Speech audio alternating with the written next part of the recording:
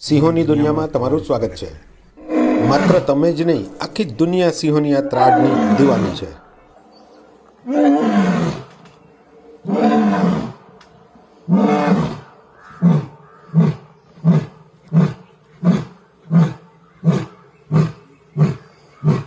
ગુજરાતની આન બાન અને શાન સમાજ સિંહોને નિહાળવા માટે પૂરા વિશ્વમાંથી લોકો ઉમટી રહ્યા છે અને જે લાખોની સંખ્યા આપણે જોઈ રહ્યા છીએ તેની સામે સરકારની તિજોરી પણ ભરાઈ રહી છે। આ પ્રવાસીઓ દ્વારા ગુજરાત સરકારને આશરે 34.64 કરોડ રૂપિયાની આવક થઈ છે। એમાં 2024માં 16.66 કરોડ અને 2015માં 17.98 કરોડની આવક થઈ છે। આ માત્ર સાસણ ગીરની સફારીની વાત છે અને અન્ય સફારી જે આપણે આંબરડી સફારી પાર્કની પણ જોડીએ તો કુલ આવક આથી પણ વધી જાય છે। તો સિંહોના આ આંકડાઓને અને લાયન સફારીના રોમાંચને નિહાળવા માટે આ વિડીયોને અંત સુધી નિહાળજો। ગીર અને સિંહોના રોમાંચક વિડીયોઝ તમને પસંદ હોય તો ચેનલને જરૂરથી સબસ્ક્રાઈબ કરજો, શેર અને લાઈક કરવાનું ભૂલશો નહીં। દર વર્ષે લાખોની સંખ્યામાં જે પ્રવાસીઓ આવી રહ્યા છે તેમાં છેલ્લા 2 વર્ષના આંકડા તો આપણે એ રીતે રજૂ કરી શકીએ કે આ સંખ્યામાં વધારો થાય છે, પરંતુ ગુજરાત વિધાનસભામાં રજૂ થયેલા સત્તાવાર આંકડા એવું કહે છે કે આ બંને વર્ષમાં સિંહોને જોનારા લોકો તો વધ્યા જ છે, સાથોસાથ એમાં ઉત્તરોત્તર વિદેશના પ્રવાસીઓ પણ વધી રહ્યા છે।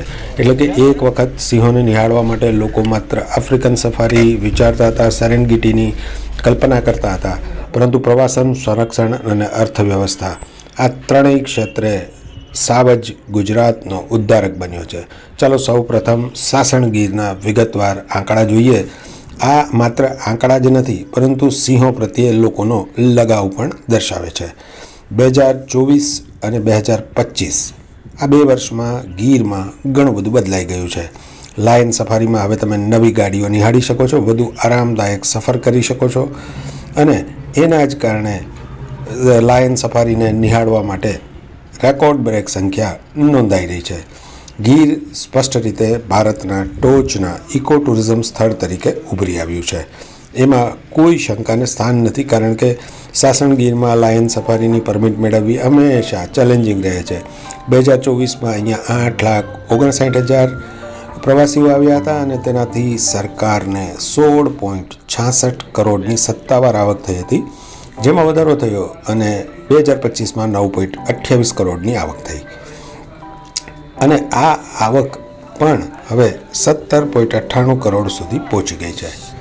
સિંહોને નિહાળવા આવનારા લોકોએ પરમિટ કઢાવવી પડે છે। પરમિટની વાત કરીએ તો 2024 અને 2025ના આંકડામાં સ્વાભાવિક રીતે પરમિટમાં પણ વધારો થયો છે।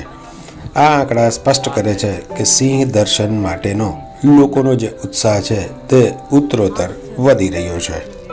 વિદેશી પ્રવાસીઓ પણ મોટી સંખ્યામાં સાસણ આવી રહ્યા છે અને 2024માં વિદેશી પ્રવાસીઓના આગમનની વાત કરીએ તો ગુજરાત પૂરા ભારતમાં 3જા ક્રમે છે અને ગીર એ ઓળખ બનાવવામાં મોટો ભાગ ભજવી રહ્યું છે, કારણ કે ગીર હવે ગ્લોબલ ટુરિઝમનું કેન્દ્ર બની રહ્યું છે।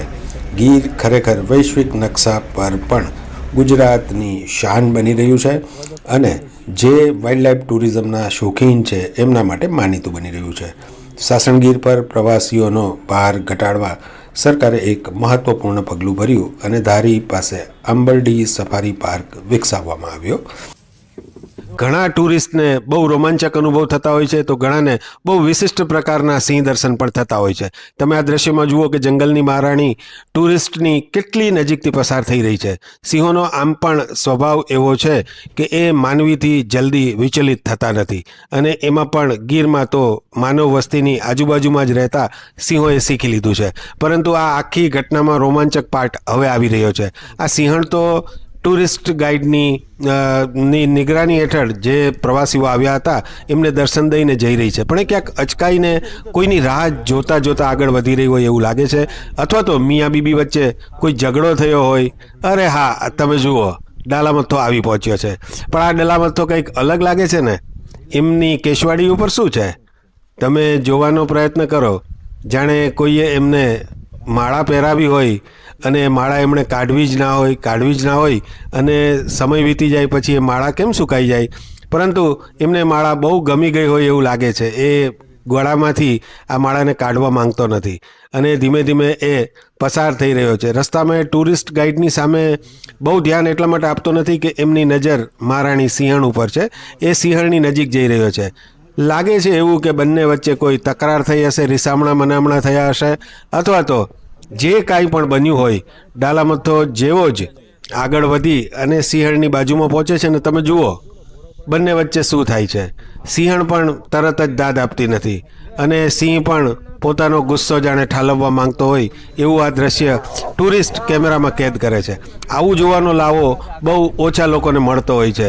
સિંહ પરિવારની નોકઝોક તો અનેક વખત સાસણગીરમાં જોવા મળે છે, પણ આ તો મિયા બીબી વચ્ચે ઝઘડો થઈ રહ્યો છે. હવે તમે જુઓ કે એક સાથે કેટલી બધી જીપ આવી રહી છે અને આગળ છે મહારાણી. એમની નજરમાં કંઈક આવી ગયું છે અને એટલા માટે જ ગાઈડ બધાને કહે છે કે શાંતિ રાખો અને મહારાણીને જુઓ, પણ મહારાણી પોતાના શિકાર તરફ આગળ વધે છે. તો સાસણ એક અદ્ભુત જગ્યા છે, ઇકો ટુરિઝમ માટેની બેસ્ટ જગ્યા છે અને વિશ્વભરના લોકો અહીંયા સિંહોને જોવા માટે આવે છે. તમને જાણીને આશ્ચર્ય થશે કે આ પૂરા વિશ્વમાં, આ સૃષ્ટિ ઉપર એક ગીરમાં અને બીજું આફ્રિકામાં સિંહો જોવા મળે છે. તમને ખબર છે આ બંને પ્રદેશો વચ્ચેનું અંતર કેટલું છે? તો હું આપને જણાવી દઉં કે જે ટુરિસ્ટ સાસણમાં સિંહોને જુએ છે એમણે યાદ રાખવું રહ્યું કે અરેબિયન સીની બીજી બાજુએ છેક 4604 કિલોમીટર દૂર સિંહો વસવાટ કરી રહ્યા છે. આ વચ્ચે બીજે ક્યાંય પણ સિંહો નથી. તો આપણું આ અમૂલ્ય ઘરેણું છે અને અમૂલ્ય વસ્તુઓ વિશે આપણે જાણીએ છીએ ને કે આપણી પાસે કોઈ મોટો ખજાનો હોય, કોઈ કિંમતી વસ્તુ હોય તો કાં તો આપણે એને છુપાવીને રાખીએ, કાં તો એને સાચવીને રાખીએ કે બીજા લોકો એને લઈ ના જાય. અને ખૂબ જ અદ્ભુત, અજાયબ, અમૂલ્ય વસ્તુ હોય તો આપણે એમનું પૂરા વિશ્વ સમક્ષ પ્રદર્શન કરીએ છીએ કે જુઓ અમારી પાસે આ કિંમતી વસ્તુ છે. તો સિંહોનું પણ એવું જ છે. ગુજરાત માટેના આ આભૂષણને આપણે પૂરા વિશ્વ સમક્ષ મૂકીએ છીએ અને વિશ્વને દર્શાવીએ છીએ કે આ અમારી એક અદ્ભુત ધરોહર છે. તો સાસણમાં અત્યારે શિયાળાના સમયમાં સિંહોને નિહાળવાની મજા બિલકુલ અનેરી હોય છે. જો તમે સાસણ આવતા હો તો સવારના સમયની સફારીને પસંદ કરજો, કારણ કે અહીંયા સવાર, બપોર, સાંજ એમ અલગ અલગ સમયે તમે સિંહ દર્શન કરી શકો છો. પણ સવારે તમને પંખીઓનો કલરવ અને જે વાતાવરણ હોય છે એની વચ્ચે સિંહોનો વિહાર જોવાની મજા કંઈક અલગ જ હોય છે. તો સિંહોના આવા અદ્ભુત વિડીયોઝ, અમેઝિંગ વિડીયો સ્ટોરીઝ આપણે જોતા રહેશું.